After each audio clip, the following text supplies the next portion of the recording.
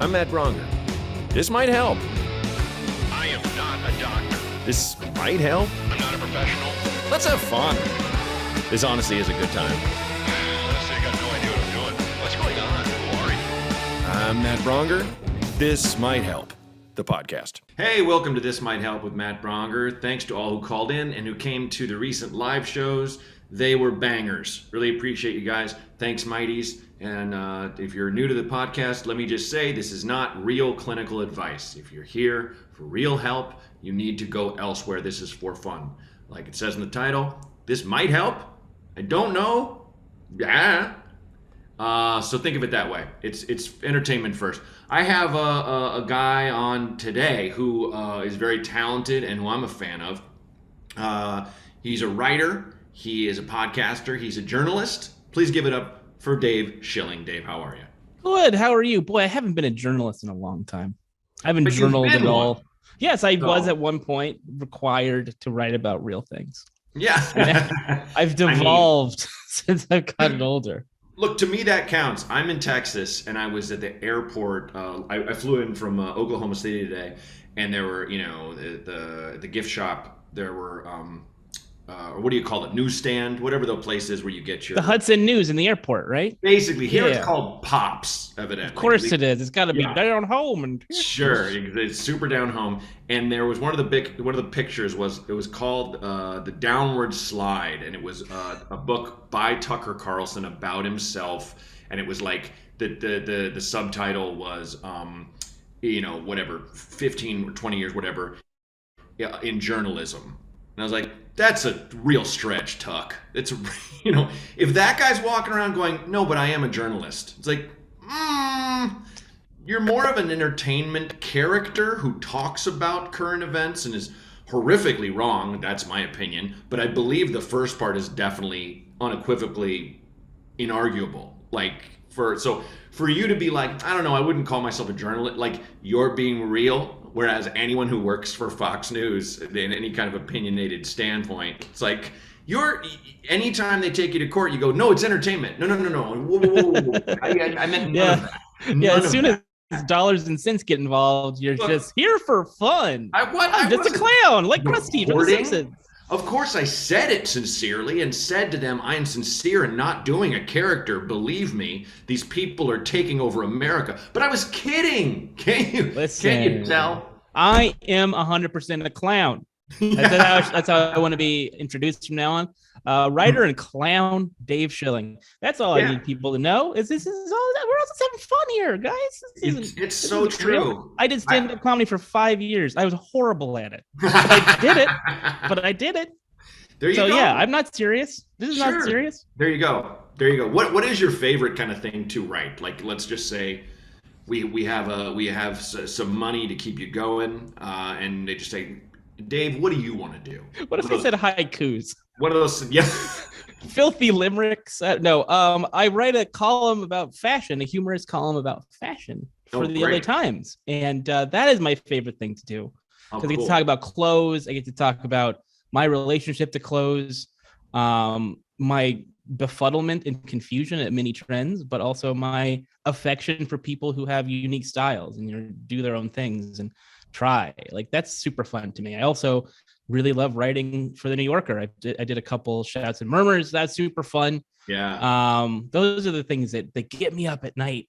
Yeah. And scribble things down. Scripts? No, that's not fun. You think write a screenplay is fun? No.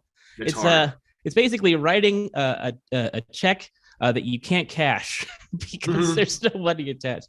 You're just waiting. Exactly. Like, I hope the money ends up in my bank account so I can cash this check. Right. Yeah. It makes me think of the Mitch Hedberg line about when you get famous at stand-up, they want you to write or act, and it's basically like being like, oh, you're a great cook. Do you farm? Yeah, I love that. It's like these are they're related, but they're all so different. So I think that's fantastic that you can just say, here's the thing I like to do, and I'm doing it. I think the fashion thing, you and I would definitely link up well on that, because I'm the same way. I didn't learn to dress my shape and body until I was deep into my 30s, and I used to wear very baggy clothes and had a taller grimace look minus the purple.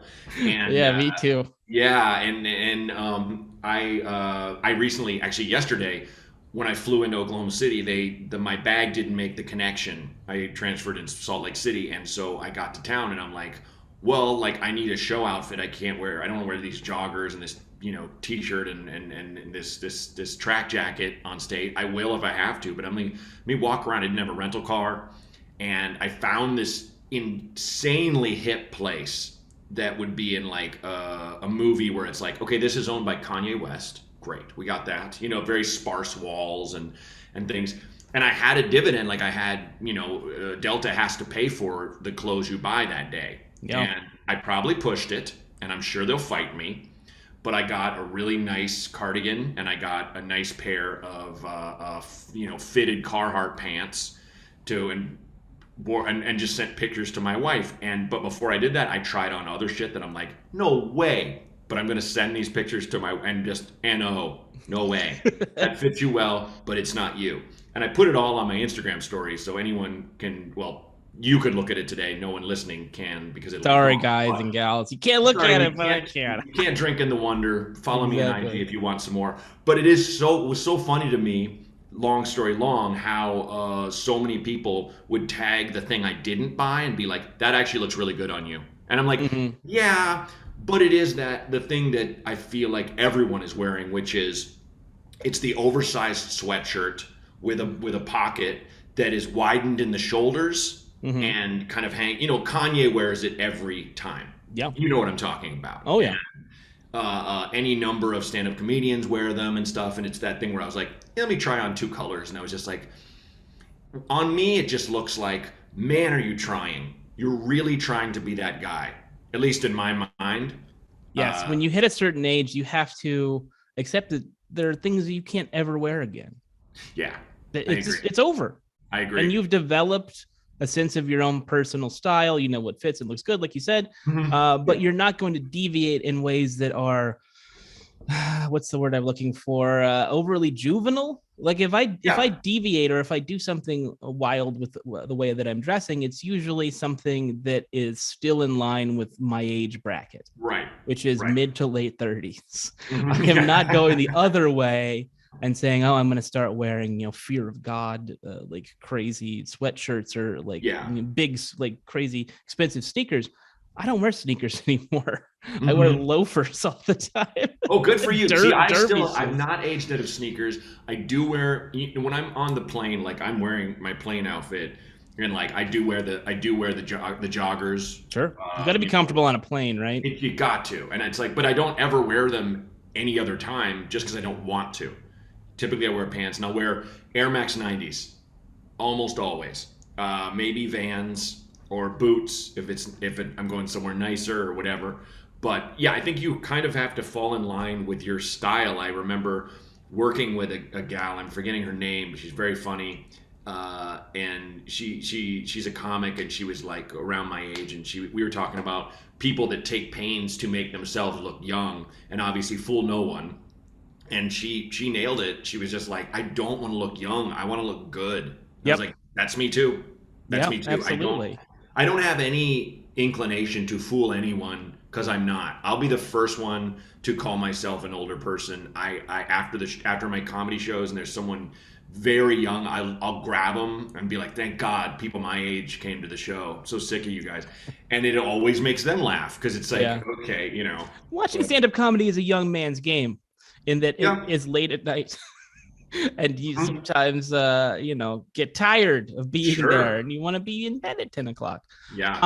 I do want to give a shout out to, and also to illustrate a point, talk about Paul F. Tompkins and his outfits, because I saw him recently. Yeah. And Paul's dressing, his style has evolved so much from, you watch his early half-hour specials and stuff. He's still wearing a suit and things, but he's not 100% Paul F. Tompkins yet. And I think one of the reasons why he was able to really fully self-actualize the way that he dresses is because he had more money to spend. Because when you're older, you have more money. When you're in your 20s, you're like, what can I afford to wear? What can I get at H&M or Zara or something that isn't designed to fit a real human being? Yeah, exactly right. And so he was trying, to dress up, but he couldn't really like be Paul until a couple years ago. Well, yeah, and he also didn't. He also stopped closing down the bar Bordeners in Hollywood literally every single night, and lost like 80 pounds or whatever. And that always helps. Losing weight does Always, yeah, always definitely. helps. Yeah. Where did you see Paul? Neil Mahoney's memorial. That's where I saw you. I saw you there. And I saw so many people, and I was kind of in a real sense, far more than I thought I would be, in a sense of emotional shock. Yeah. Where it just kind of drove home, oh fuck, he's gone, and he died months and months and months ago. But I thought I saw him at least 4 or 5 times. Yeah. I kept expecting to see him, and the only time this has ever happened to me when someone has passed away is my own father. Where I kept seeing him, around the time when he passed away. Wow. It was a very odd situation. And also seeing a lot of people I hadn't seen in a long time. Yeah, same. The most hugs I've given since the pandemic started. I was like, whatever. We should just hug, because this is one of those things where you hug people. And Yeah, and I remember feeling very happy with my decision to not say anything, because Me too. I told Joe to Ray afterwards. I was like, I'm really glad I didn't say anything. We all had a handful of stories, but it was that thing where, like, could I say I was great friends with Neil? No. Good friends. Known him a very long time, but was never close like those guys and gals that came up. And so I was like, oh, good. And I liked that it never once felt indulgent. It was incredibly efficient. And I mean, in the best possible way. There was nobody who was like, they really should have they were drunk and shouldn't have said that. This is weird. This is a real stretch. They just wanted attention. They saw famous people in the crowd and they're like, I'm going to show off how great I am. None of that. This is why I love, one of the many reasons why I love Eric Andre. The night before, I was at 2 memorials this week. Trevor Moore one. Yeah, I heard about that one. And I did like a bit with James Domi, and then I told a story about working with him. But we were all, that was incredibly produced, because I knew my time. I knew when I should be there. And so you had a guy that was like, okay, so it's gonna be this, they're gonna show this clip and then you're on. Okay, so if I can just have you stand right here, just like doing like a late night set or something. Right. And I didn't even know he was there yet, and Eric Andre comes over my shoulder and goes, a lot of industry here tonight, bro. I think Jonah made a similar joke. Don't waste it. Yeah, because I had to come a little late because I was still feeding my kid and putting her to bed. But it just was like that, with that time you're not necessarily supposed to laugh, but it just got me as if that self was like, I'm gonna do a tight 5. I'm not even gonna talk about Trevor. I got this. Yeah, I got really good stuff lined up. Capitol riots. It's gonna just murder. Yeah, it's one of those places where you really have to check your own ego and remember why you're there. Yep. Because there are a million situations in show business where you are like, oh, this is an opportunity. I have an opportunity. This is a thing that I should do. Yep. And that is a self-interested gremlin in your brain warping your perspective on what is important. And the thing that was most important that night was Neil. And I'm sure at Trevor's it was the same thing. It was about the person and their family. I mean, don't confuse why you are in a room, and always remember what your goals are as a friend, as a human being, and not necessarily as a show business monster. Yeah, and I mean that can be applied to the greater everything, where it's like maybe less what do I want and more what do we need? What do all of us need right now? Yeah. What is this? Well, what is the aim of this evening? What is the purpose? Yeah. I mean, I've also kind of taken to not barf out as many opinions as I used to just doing stand up, because I have a mic, because something's fucking with me. I should have an idea of how to make this funny if I do, you know, and sometimes I'll do that. But more often than not, it's like, look, my job is to let you forget everything and just have fun for an hour, and then I'm gone. And, you want to take a picture with me? I'm going to do it outside these days, but sure, rather than go, man, what is the shit with the you know? Yeah. I mean, I'm in Texas right now, and of course, I'm only thinking of one thing so often. Every time I see a woman on the street, I'm just like, what must you be going through, you know? Yeah. But am I going to talk about it? No. And is it for my own self-interest, protection? No. It's because I don't want someone feeling. I'm working on. I'm going to do a special in 2 days. Yeah. And the hour's all set, and I'm just taking stuff out. And I had this bit that does typically really well, but it's about the Capitol riots, and I'm just taking the whole thing out because I'm like, I don't care how well it does. I just don't want it to veer out of the fun and make you remember this thing, you know? Yeah, I mean, I think there are multiple schools of thought in comedy, and there's certainly a lot of people who are like, you got to say the thing that's the most fucked up to get people to think about. I don't disagree with that necessarily. Yeah, I don't necessarily disagree with that either. It's just a question of what are you comfortable with as a performer, and then taking into account your audience and their feelings. You know, they're the people who are sort of like, I got to be the edgiest person in the room, and I'm going to say the most heinous thing ever. It's going to upset people because my job is to be a provocateur. I'm supposed to get people out of their comfort zone. That has been perverted into, I can say whatever I want because it makes me feel good. It makes me feel good.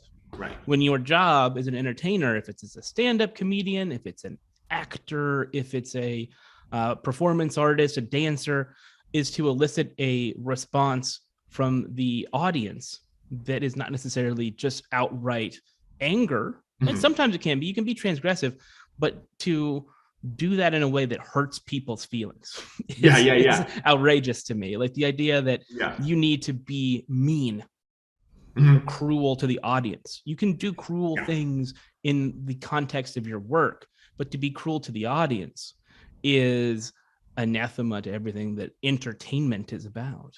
Yeah, I mean, it's telling that it's always, even a well-meaning white person that's just like, I just think the N-word is just a curse word, and I got to be able to say it. Come on, why not? This is freedom of speech. It's America. The more we say it, the less power it has. It's like not true. Not true. I think you give it power. Also, I don't think the people that have already undergone just like unimaginable oppression want to live through that day of us trying to wear that word out. It's not up to human beings to take power away from a word. It's not possible. That's a good point. It's like the C word, in relation to a woman. In the UK, people say it all the time. I have a lot of British friends, and they throw it around all the time. Yep.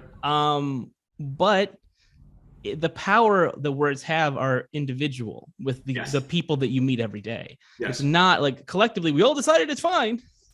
Well, the N-word is not about the power we give it. It is about the legacy and the history tied into that will never go away. It can't, because you can't just wipe away history, which is unfortunately what I feel like a lot of people want to do is sanitize history. We can't necessarily do that. So we have to take into account where the word comes from, but also how it makes people feel. Empathy is a lost concept in the world, and it's sad. It's looked on as weak, which drives me crazy. Where to me, it's the strongest thing. It's often the hardest thing to look past yourself. Yeah, I had a guy. Yesterday was a comedy of errors, and he had a great show. But then after that, everything kind of went downhill, And my driver, they were supposed to drop my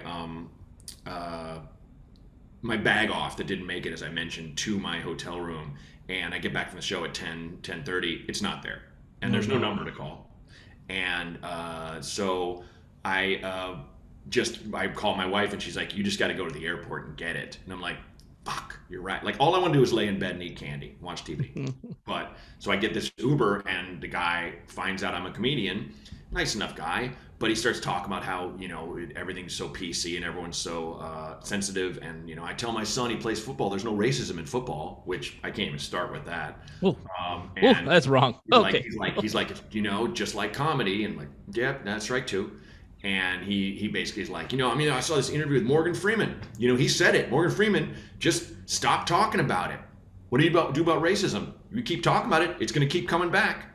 And I was like, okay, and I finally just was like, well, look, man, I don't like the whitewashing of things. I see where you're coming from. I agree that people should be able to say whatever they want on stage, but if they get booed, that's on them. But we are built on the backs of the lives and suffering of slaves as a country, and that's why we're powerful. And I feel like now the status quo is, let's just look, it wasn't that bad. And I'm like, and when people say that, I say, you can fuck yourself. And the guy laughed out loud. He's like, okay, you got me. And I thought I was just gonna be that guy that's just like, right, get me out of the car, give me my bag. But I was like, no, I have to fucking at least engage on some level with that guy. And we left amiable. Yeah, I don't necessarily like that guy, but that's the prevalent attitude. And it last thing I'll say about it, I don't want to get off on a fucking soapbox thing, but goddamn, as soon as the president was like, no, Tulsa wasn't a riot, it was a massacre. That's when all of the critical race theory just started pouring across our country. It was literally like people opening a drawer and stuffing all this documents in and being like, nothing to see here, god damn it, can we move on? Yeah. It's like blaming an Asian baby for Pearl Harbor. It's like, no, it isn't. It's very different. So different. Yeah, but we don't have to get into that because no, but that's okay. Yeah. So give me a take on something you've enjoyed lately that maybe you've had or something, anything. Sure. Anything. Oh, could be someone mentioned a movie or you were into something. All right, enthusiasm of yours lately because you were talking about fashion and a thing you're into. I'm going to give you something that I really love that I've been thinking about a lot because I just saw the movie, the new James Bond film. I'm so jealous. No Time to Die. I like that I jokingly said, get me tickets. Oh, yeah, because I couldn't record this because I had to go see the movie. That's right. Yeah, it was great. But I am also tired of this man crying all the time. There's nothing wrong with tears in a movie. Nothing wrong with men crying in general as a concept. It's important to express your feelings. I just want to see James Bond say something funny and blow up a car. I don't know. He's so depressed all the time. The poor man. You just want him to get help. You want him to go to a therapist, and he won't do that. James Bond will literally save the world before going to therapy. Yes, he will. I liked seeing him age and get kind of broken down. I love the fact that they just called him an alcoholic. I loved that. I was like, oh, this is fantastic. Speaking as a heavy drinker, I got such a kick out of that. Because it's like, by definition, he basically is. Every day he has heavy drinks. And he's driving a vehicle. Drives a vehicle? Yeah. He fights, he carries a gun. You can't drive a truck or teach a class with any alcohol in you, but you can work in espionage and carry weapons and gadgets and like poison vials and shit like that. Give me the realistic James Bond. He shows up to Q's laboratory and he's like, okay, what do you got for me today? Hold on.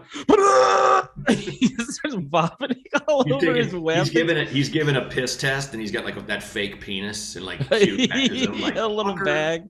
Come on, James, you've done this before. It's interesting to see him played as more of a human character.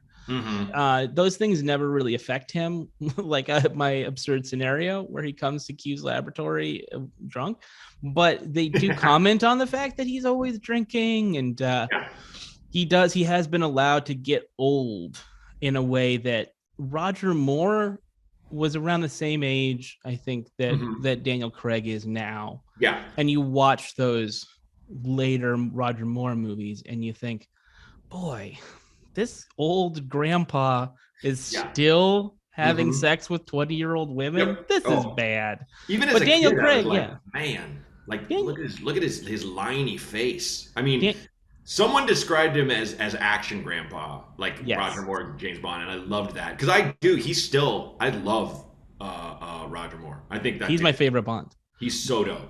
Yeah. But it's sort of like in the era of Ronald Reagan as the president of the United States, people were like, all right, I can swallow the fact that this elderly gentleman is saving the world because look at our president who sleeps through meetings and eats jelly beans all day. He's just as cool, right? Mm-hmm. But this is more about Bond being vulnerable and being monogamist. Like he really only has one girlfriend for most of these. Like he has the girlfriend who dies at the end of Casino Royale. Right. He has a couple dalliances with women in the subsequent movies. Right. But for the most part, he's a one-woman man. In the previous movie, Madeline Swan comes in and they settle down. And that's where the movie starts. Incredible. They're together. Yep. So that's an interesting choice to make. And it was different than what I'm used to. Mm-hmm. It's not why I fell in love with the character. Right. But it was a brave artistic choice. And I'm glad they did it. And now let's go back to him making jokes and jumping out of airplanes with a Union Jack parachute and all kinds of silly. Give me the silly stuff again. I'm ready. Yeah, I mean, I like the silly stuff, but like Daniel Craig he's I won't say my favorite, but he might be. It's hard for me to pick because I do that Casino Royale and Skyfall? Skyfall and Casino Royale are my two favorites. I love because he's just an absolute sociopath. That just, what Dame Judi Dench was like, sometimes a blunt object is necessary. It's like, you're going to die, and you're only here because you're good at poker. Go drink and fuck. And, like, there's something, But then he finds his humanity in that movie. Yes, right? He falls in love with Vesper, and he softens. Then she turns on him, or he perceives that she turned on him. And then he goes back into his shell, but that there's a human being inside of that guy that Daniel Craig is playing. And that's what's cool about it is you see that humanity pop up throughout the movies, and you see it more than any of them in this last one, where he really is just a guy. Yeah. And he's putting the suit on. It's kind of like it's uncomfortable, and he looks a little slower. Like he's got a little belly. Not really, but kind of like he does look softer. He looks softer than he did before. And that's a testament to his acting ability. He's really incredible at turning on superhero and turning it off. Yeah. And you can see the moments when he's turning it on and when he's turning it off. It's a very well modulated performance. Cool. Yeah. Well, he wanted to have Bond have sex with a man. Like he was just like, let's do it. Don't we all? I mean, come on. Let's get it going. If he like came out of a hotel room and there was another guy come out and like Bond like swats him on the butt and they like have a little giggle and then you never mention it again. And they're just gonna like, happen. They're just like, you're just like, just to see, like, did you see The Green Knight? I sure did. Okay. I found it very challenging, but I think it's an incredible movie and it's so different and it's not what I expected and that's fine. But almost as enjoyable as any part of the movie was when the lights came up. And that's the first movie I've seen in a theater in over a year. And an older man went, terrible movie, out loud.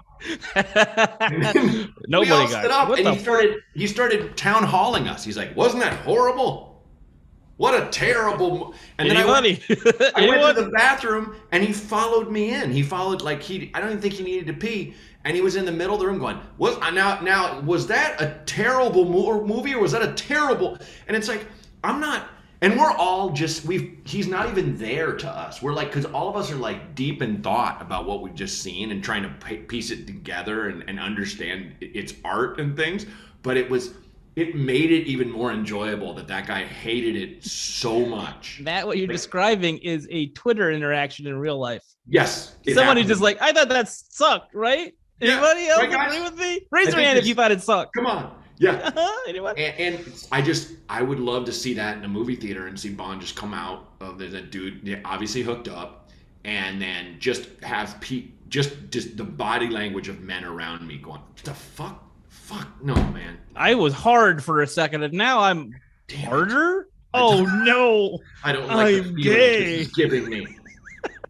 Yeah, I would love to have that happen. I think it will. I think in the continuum of human society, we will see every incarnation of these characters until the end of time, whenever that might be. The next 20 years. I'm just kidding. I don't feel that way. We're gonna be fine, guys. Society's going to continue. We'll live forever. Humanity will be fine. Let me stress this. We do not have to make any changes. It's going great. Everything's no cool. notes. A+. Great. No notes. Yeah, here's the question though. Yeah. Who would you like to see as the next Bond? A great question that I was thinking about as we were having this conversation, because you mentioned the Green Knight, and I have seen multiple people suggest Dev Patel as James Bond, and I wouldn't call myself a traditionalist about James Bond, because that would imply that it only has to be one way. Let's be honest here, guys. Irish people have played James Bond. Scottish people, Australians, Welsh people. Okay, he's written as English. This is every descendancy of what we call Caucasians have played James Bond, with the exception of maybe Scandinavian or no Scandinavians, no Canadians, or Eastern Bloc. An American played James Bond the first time James Bond was adapted to the screen. A TV show called Climax, and they adapted Casino Royale. Barry Nelson played James Bond. They called him Card Sense Jimmy Bond. So he's the only American to ever play James Bond. James Brolin did do multiple screen tests for Octopussy, but did not end up getting the part that brought back Roger Moore. Anyway, this all goes to say that it is not a given that James Bond is white or English in these movies. So why can he be not white? Why not? As long as you're English, does it matter? Yeah. So that's where I'm at. I'm not advocating for or campaigning for a person of color to play James Bond. Sure. I won't mind. Similarly with a female James Bond, whatever they decide, I'm sure it'll be great. My head canon is that James Bond be a man, a British man. Sure. That's not to say that we can't go that direction if we want to have a female James Bond. That's just not what I would do. But I think Dev Patel checks a lot of the boxes. He's young. Yes. Women adore him. Men adore him. Oh, yeah. He has a magnetism, a sexual magnetism and a charisma that you need for the character. And he's English. So it's he's English. It's funny. 3 days ago, I was in my kitchen and I was just like, I think I'd like to see a South Asian Bond. Yeah. Especially because of British colonialism. History. Yeah, I mean, absolutely. Come on. That would mean a lot. Yeah. I think that would be more meaningful than female James Bond, because it would move things forward in a very cool way, I think. Yeah, it would hopefully take some of the implicit racism out of the character. Yeah. The misogyny of James Bond is something that you could take out of the character if you make him a woman. But then it's still going to be objectifying someone, Yeah. Well, and I think if they did do a female James Bond, they would keep, ironically, the misogyny, and they would file it under comedy.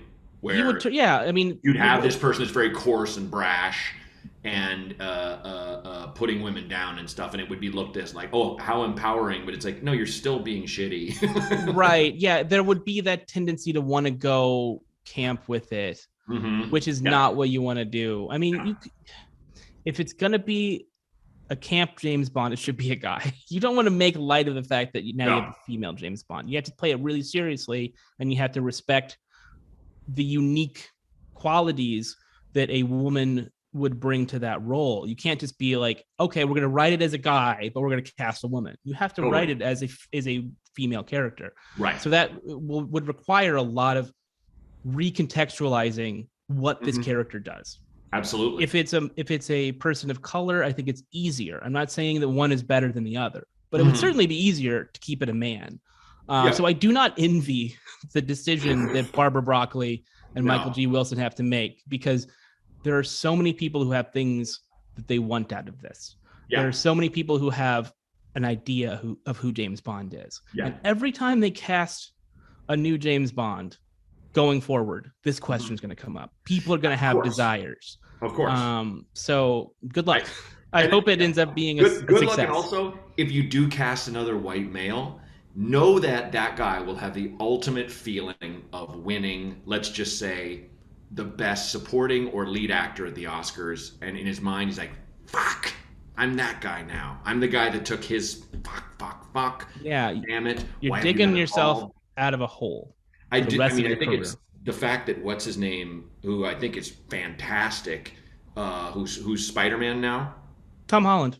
Tom Holland. I think he's amazing, but the fact that he's like, I'm just gonna admit it, I really want to be James Bond. It's like, kid.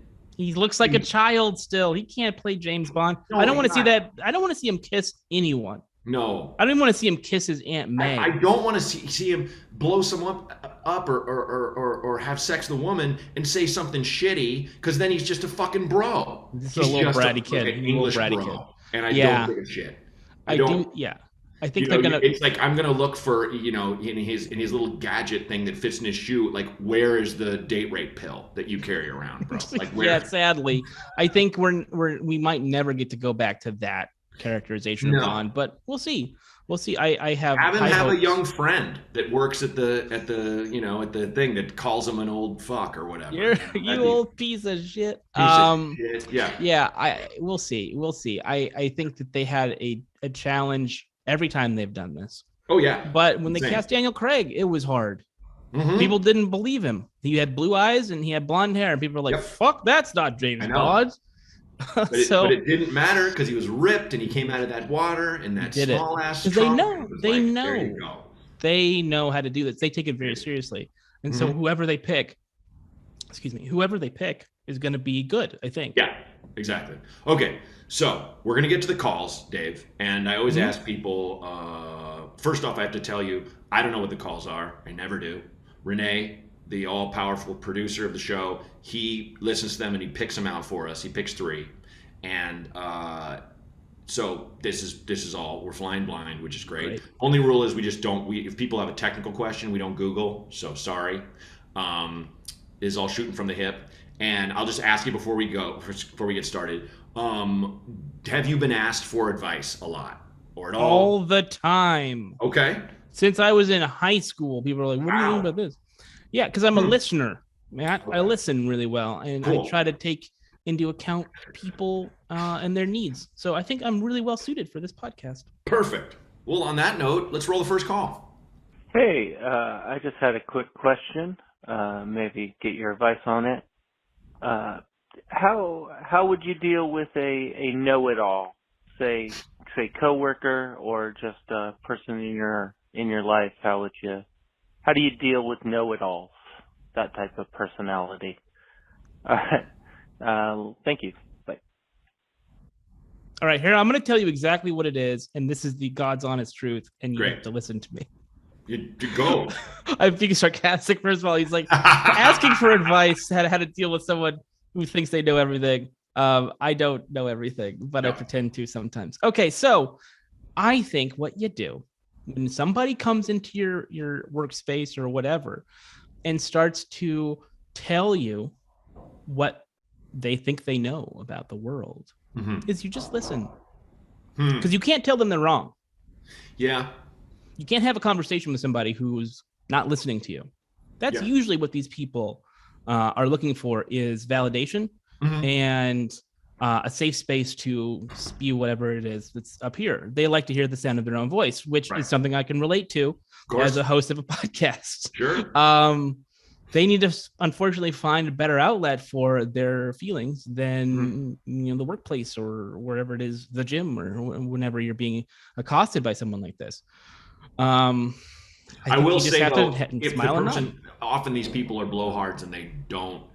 It's that terrible hostage situation we've all been in, where you're like, this person is full of themselves and is acting like nothing will ever bother them, but we can all see how incredibly fragile they are, and if anyone pushes back, they will shatter and lash out. And so we're held hostage by this person and their, I don't, this is a strong term, but psychosis, where, I've had to go, well, but I wouldn't, agree with that. You just stop them and they're like, what? And it's like, no, you're breaking the deal. I get to talk all the time. I don't, I have certain people that are in my life that will like do that, and it drives me crazy, but.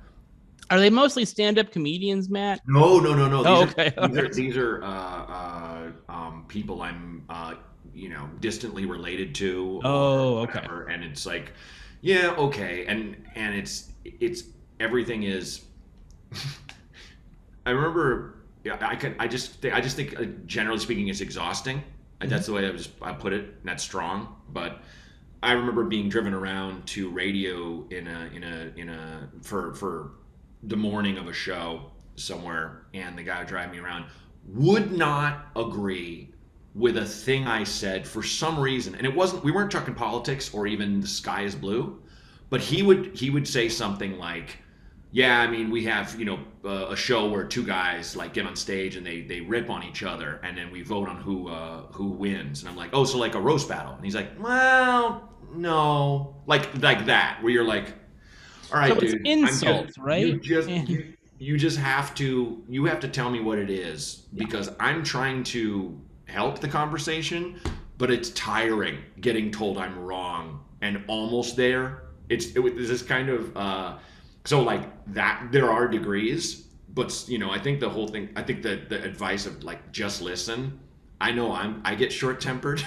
Yeah, of course you want to lash out. Yeah, I'll just be like, you gotta stop.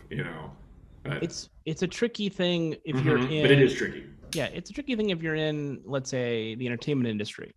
Yeah. And collaboration is the name of the game most of the time, right? Mm-hmm. Either people have a natural advantage over everybody else, and they kind of leap past the need for other people. Yeah. Or they spend years and years ingratiating themselves to other human beings, listening, figuring out ways to collaborate, coming up with clever ideas, executing those ideas with the help of other people. Like, those are the building blocks of success in most fields, but certainly in the field that the two of us are in, where you have to be a good human being on some level, or people will shun you. There are those, though, who can just be that know-it-all because they've been given the power-up in Super Mario Brothers, so it allows them to scale past the fence and get over into the garden. Yep. Yeah, that's well put. I think that when people haven't had that practice in their lives, or are kind of outwardly insecure, and I'm insecure. Yeah. I think everybody who's ever been on this show is probably insecure. Probably. I certainly am. Yeah, God. I wouldn't want someone on here who doesn't have some sort of issue. I don't really trust people that don't on some level. And I think we I woke up this morning feeling like a complete turd. Really? And here of course, every morning, not every morning, but lately I've just been like, I had my picture taken professionally. Oh, cool. And I get the photos back, and I'm like, oh, you look terrible. Oh, what is this? And my girlfriend's like, no, you're very handsome. This is a great photo. And I'm like, no, it's not. Look at that, those jowls. So it's really hard to shake yourself out of that feeling. And then I do find myself becoming very sensitive in the way that you describe when I'm like that, and maybe more apt to be pushy or difficult or sullen or a know-it-all, Yeah, no, agreed. I think caller, I hope that helps you. Basically, give the person a chance, be kind, but also protect yourself. And, confrontation is not the ideal situation. No. But just take care of yourself. And if you're just a vessel they're dumping into, you need to close the lid. Yeah. Boundaries are crucial. That's it. Okay, let's roll caller number 2. Hey, Matt, this is Rob calling from Alabama. I've actually called your show a couple times, and you have given me some great advice. So I'm hoping that this one won't disappoint either. The last time I called, it's kind of a follow-up. I had asked about how I asked a friend of mine if he wanted to do a podcast with me, and I followed your advice, and he said yes without any hesitation at all. What I've been waiting on is for me to graduate college. That's about to happen in about 4 weeks, I think 4 or 5 weeks or so. So I'm excited about that. And he and I have been going over show ideas and episodes ideas. And, it's been really fun just kind of bouncing ideas off each other. But now what I'd like to know is what what kind of direction do I need to go in? In other words, like what type of hardware or software do I need? Do I need a camera? What, how good of one, or how good of a mic? How good of a setup do I need? How do I even get this thing on the air? Do I need to have an agent or a manager or, somebody to talk to, Sure. the Apple company or Google or what, or Spotify? I'm not even sure how to get this thing off the ground. Any type of just basic information so we know what direction we need to go in, who we need to talk to, what kind of equipment, that sort of thing there. That's kind of what I'm looking for. We think we have a great direction for the show. We already have episode ideas. I think I mentioned that already. And we're just really excited. Just a couple corny ass white guys just getting on and, letting loose and, talking about some dumb shit. So, that's what we got going on. On another note, I will be in Nashville this Sunday, watching you on stage. Nice. I cannot wait. I absolutely love your comedy. I've turned my wife on to what you do. So we're really excited to get up there and see what you got on stage. So I'm looking forward to seeing you, and looking forward to a good show. Thanks for taking my call, and yeah, that's it. Have a good one, man. Thank you for calling repeatedly. Glad the advice thing worked out. Thank you for coming to Nashville, which you already have. And boy, I hope the shows went well. As far as the steps, I will just say there are numerous things you can find online that you can Google that will give you all the lists of equipment. There's various kinds. I'm not going to walk you through ours. I work with a producer. I'm on a network. That's rare. That's kind of a hard thing to get. So you should just start grassroots. And it's like I've talked about Dan Harmon having that advice for anyone who's an entertainer. It's like when you're lost in the woods, stay where you are. We will find you. We being listeners, we being industry, just get as good as you possibly can, and that will radiate. And you can work on social media, you can work on promoting yourself and things like that, but just get the thing as good and as fun and as true to you and your interests as humanly possible. The fact that you have it laid out already in terms of those ideas, that's half the battle. The equipment and the other things, the fact is anyone can put a podcast up on any of those platforms, with the exception of Spotify. Spotify is very hard to get on, but generally speaking, but that's okay. So I would just say we're not going to walk you through all the equipment and the stuff you'll need, because people will listen and go, boring, but you can find it online. Dave, what would you say? Okay, well, I can give a couple tips. One, Matt's 100% correct. Just do it for a while.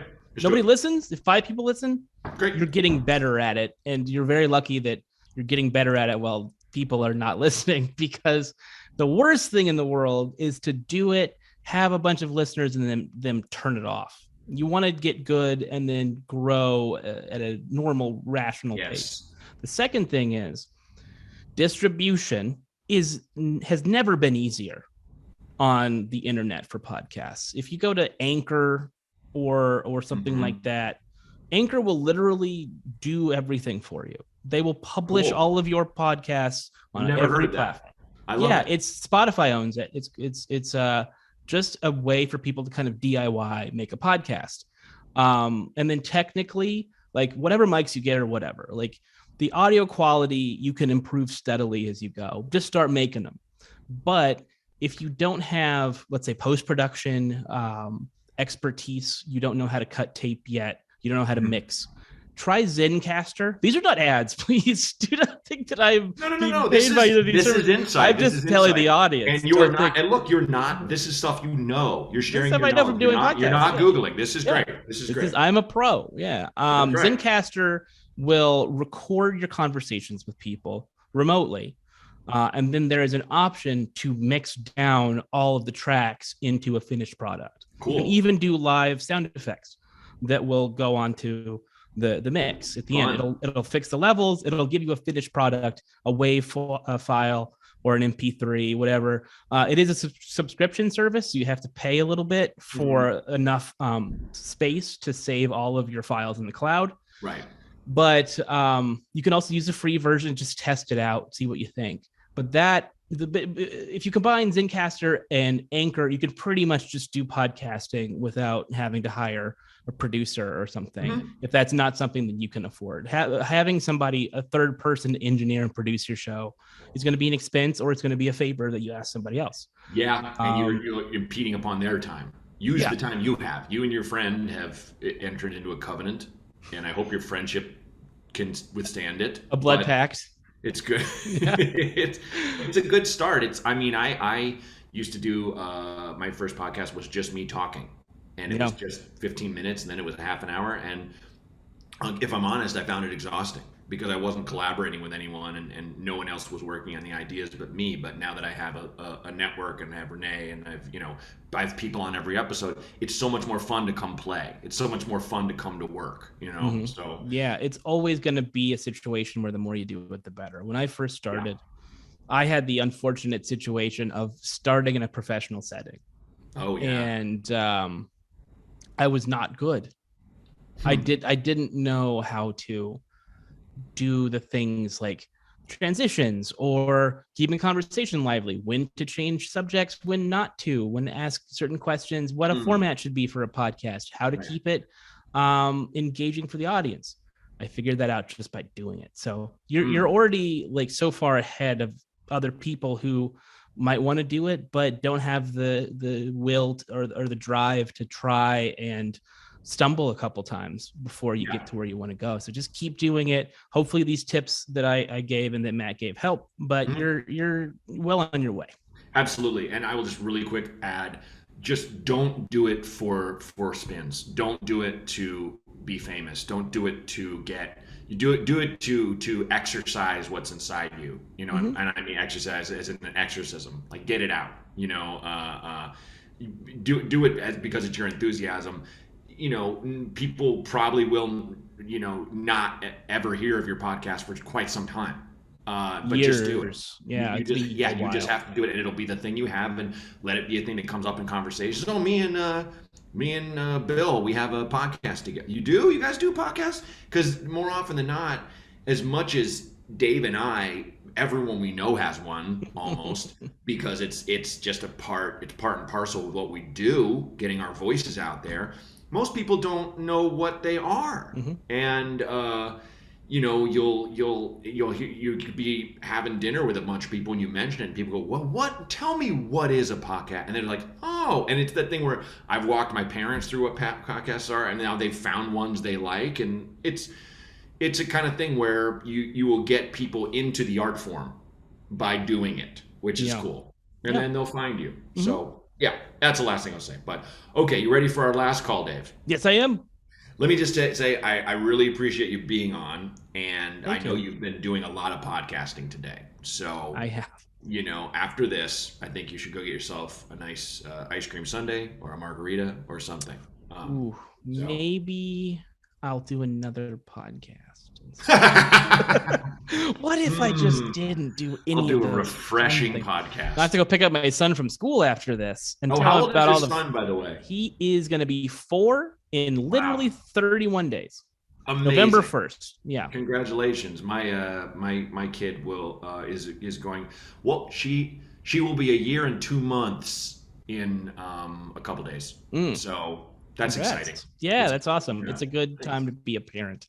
It is. I love it. It's its own special kind of magical grief. Magical grief. That should be the name of your next special.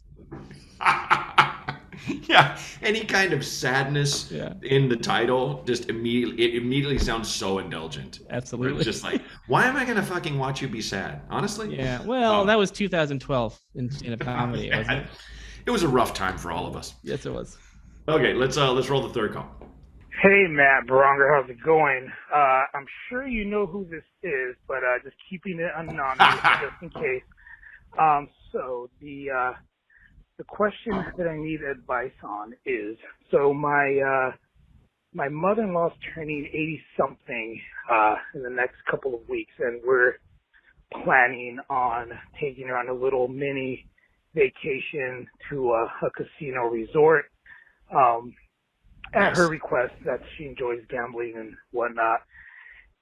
But she doesn't want us to invite anybody else in the family. They have a huge family, like, 30 great grandkids, 20 grandchildren, like 10 kids, adult kids. But she doesn't want us to tell anybody because she kind of just wants to get away from them all for this vacation. Now, my wife's been accused of being exclusive at times where they feel that she doesn't include the rest of the family in events. So I want to know, how do we get around not being accused of not inviting people when it's my mother-in-law's request not to invite the people? Yeah. And how do we handle the aftermath? Because there will be aftermath, and I'm sure it'll be a lot of angry texts and angry relatives. I hope that's detailed enough, but yeah, that's Great. I need help with that. All right, take care. Bye. Thank you, sir. First off, of those listening, this is my partner in crime. This is Renee, the actual producer of the show. This is a first, ladies and gentlemen. But this is a great one. This is a really great one. This Dave, is you wanna take- impossible. Yeah, I will happily take Take this first crack. Okay. because I've had similar problems in that when I got married the first time, of course, I did not want to invite certain people. Me personally didn't want to invite certain people. And then my now ex-wife didn't want to invite certain people. So it's a question of, when they find out that they have not been invited, what do you say? So I had to just be honest, like, we didn't have enough space to invite everybody. It was a limited space situation. So that I did the same thing. Yeah, that was an easy solution.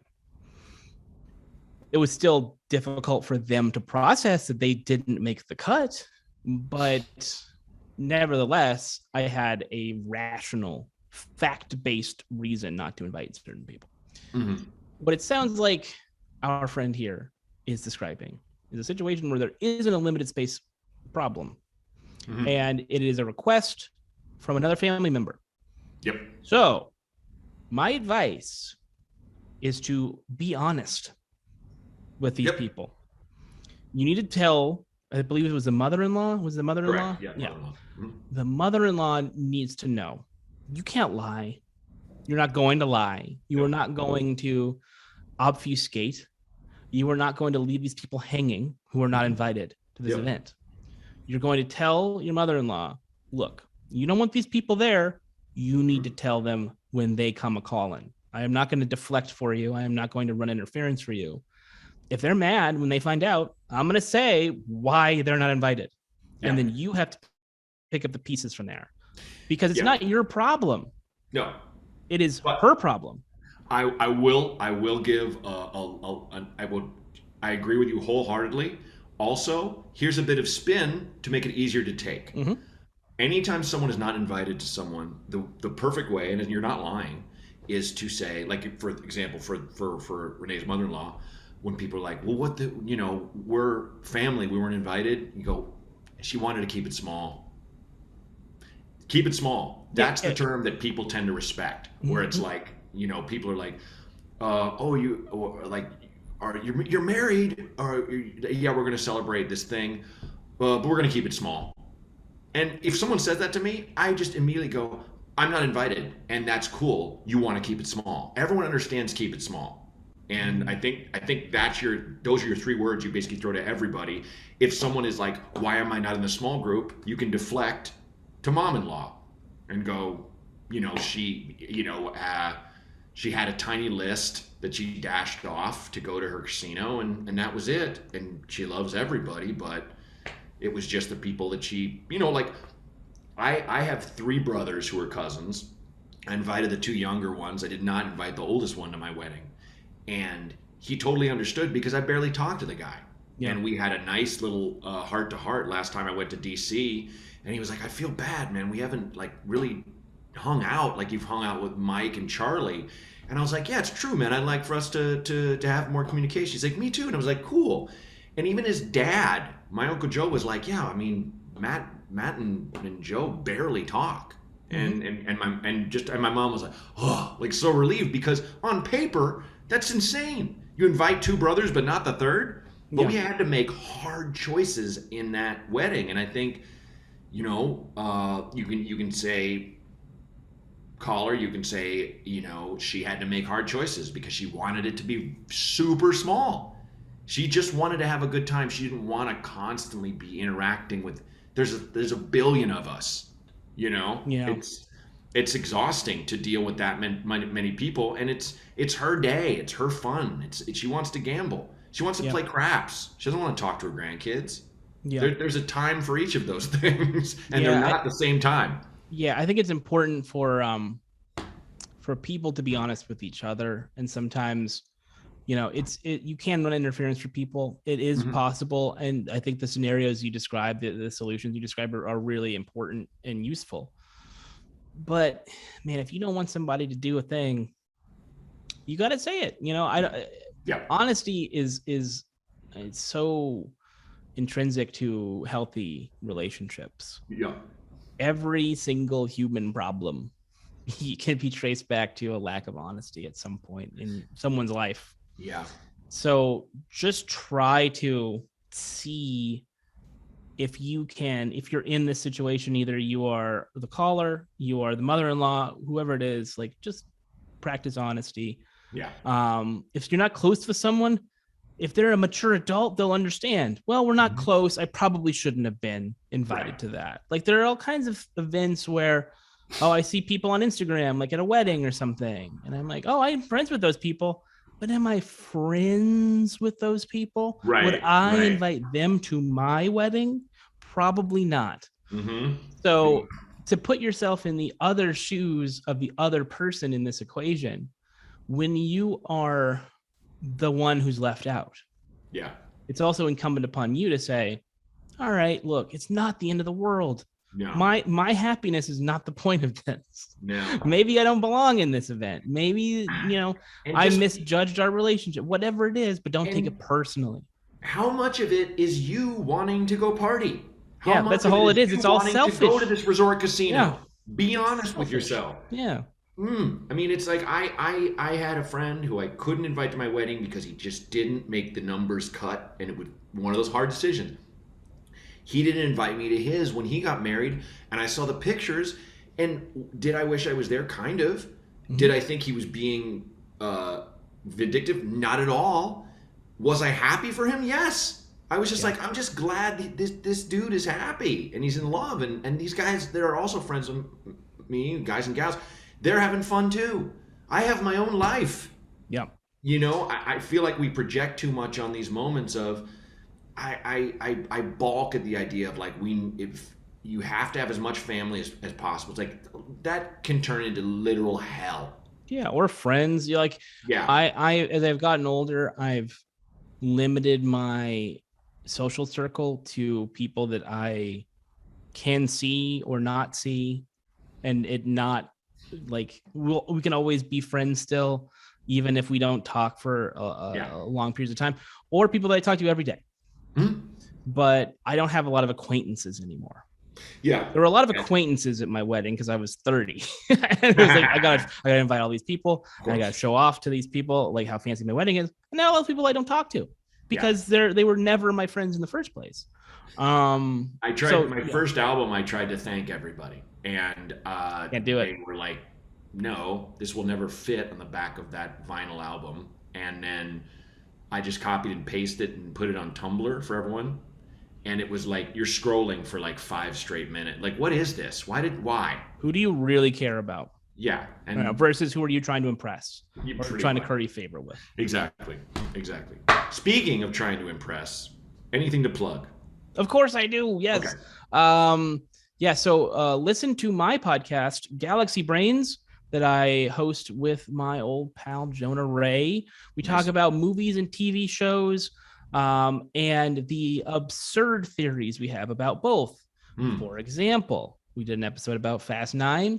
And my ridiculous galaxy brain theory on that movie is that Vin Diesel is an angel sent from heaven to protect the planet during the story of the Book of Revelations. Great. I can't say more than that because it would take up too much time. Downloading now. Yes, it is a silly show about important topics. That's the best way I can describe it. And that comes out every Thursday. So download that wherever you get your podcast. And you can follow me on Twitter at Dave_Schilling. You can read my LA Times fashion column. You can find out when new episodes of Galaxy Brains drop and all the other stuff that I do that take up my time. Great. Well, congrats on all that and on being a dad and filtering out the people that just don't matter in your life. Thank you so much. Thank you for coming on the show, Dave. It was a joy. I really appreciate it. It was a pleasure. Yeah, thank you. That was a blast. Livened up my time in this lonely, lonely hotel room on this gray, drab day in Texas. If you need advice, call 323-763-0228. We always need calls. Anything on your mind, just call, leave a message. Don't second think it. 323-763-0228. Thanks. This Might Help with Matt Braunger was created and hosted by me, Matt Braunger. Produced by Outer Circle Media. Executive producers Matt Kleinschmidt and Robert Kelly for the Laugh Button Podcasts.